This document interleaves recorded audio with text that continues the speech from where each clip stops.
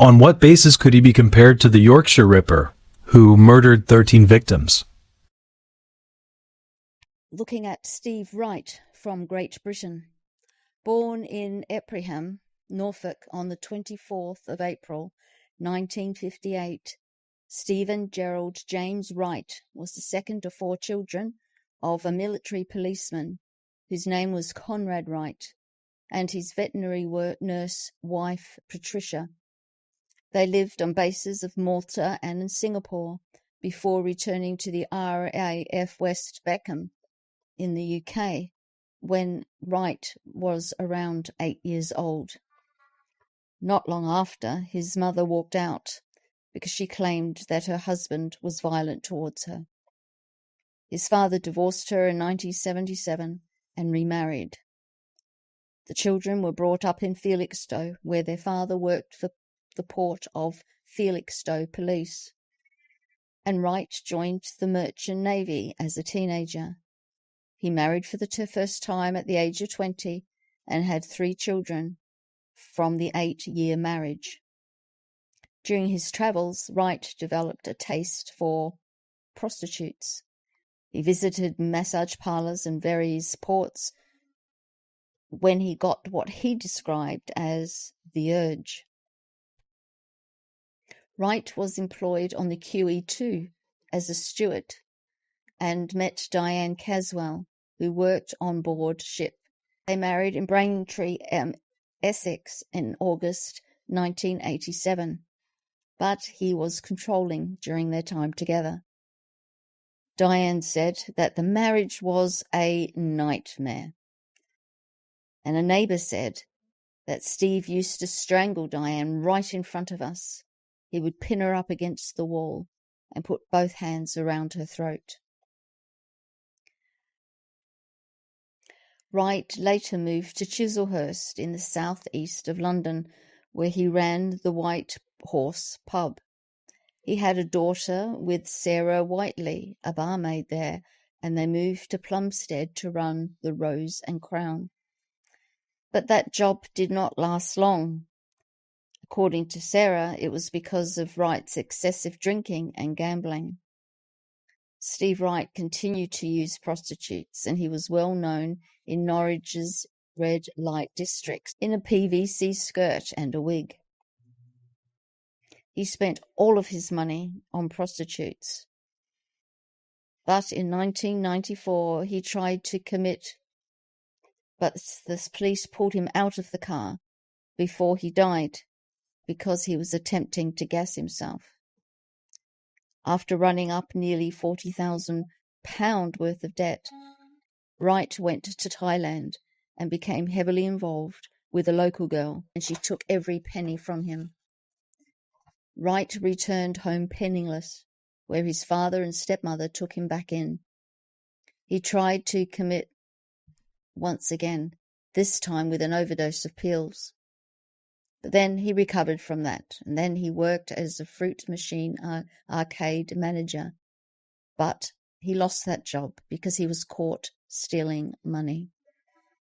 He stole from the till of Brook Hotel in Felixstowe, where he got another job, and he was convicted of theft, and he had to carry out hundreds of hours of community service.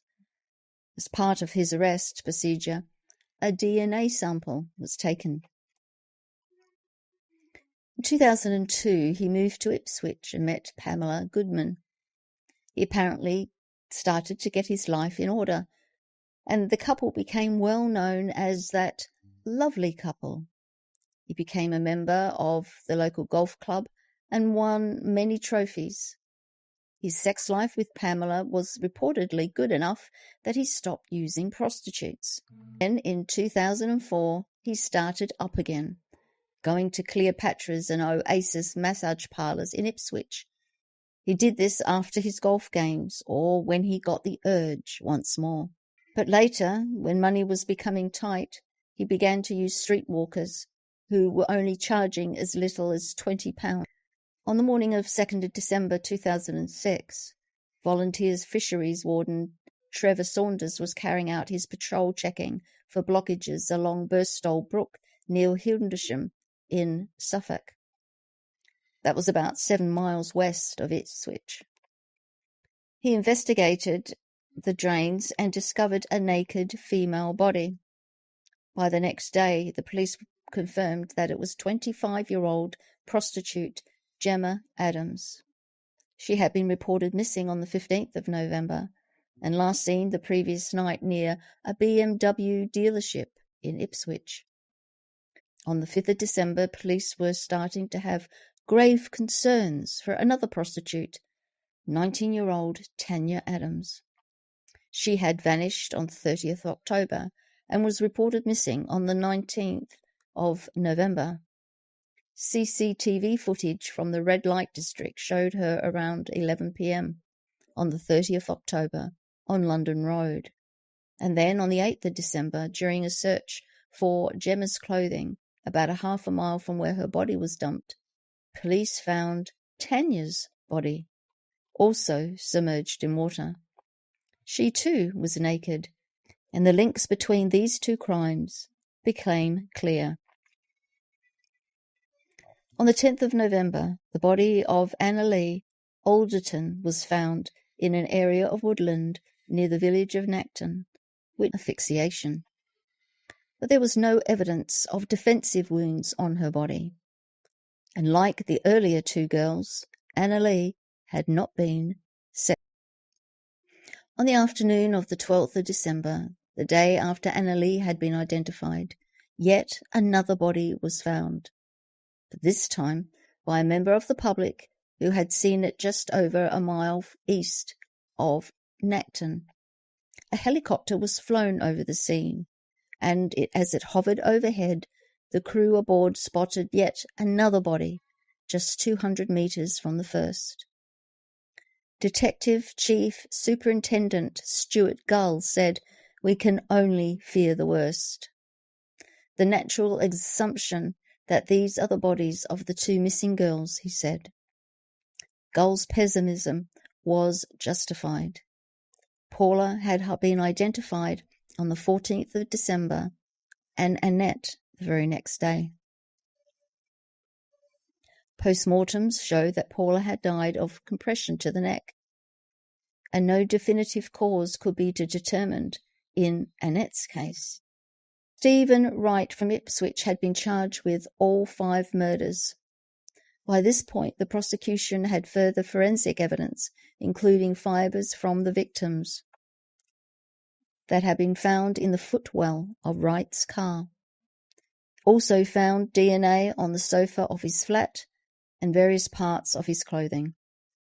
Although the prosecution accepted that there were no fingerprints from any of the girls in Wright's home or car, there were bloodstains on the clothing of 2 of the women that had been found, while a pair of semen-stained gloves taken from Wright's car had DNA samples that could have come from Annette and Annalie.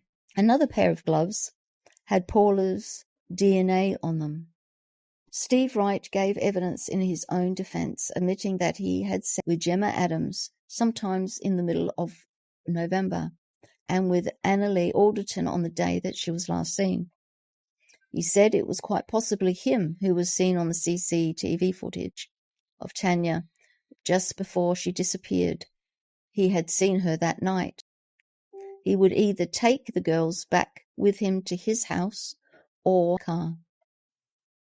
Under cross-examination, he said that the presence of the fibres may have been just a coincidence, as there were many other aspects of the case. He denied the murders. The jury did not believe his version of events, and on the 21st of February 2008, Steve Wright was found guilty. He was sentenced to whole life terms.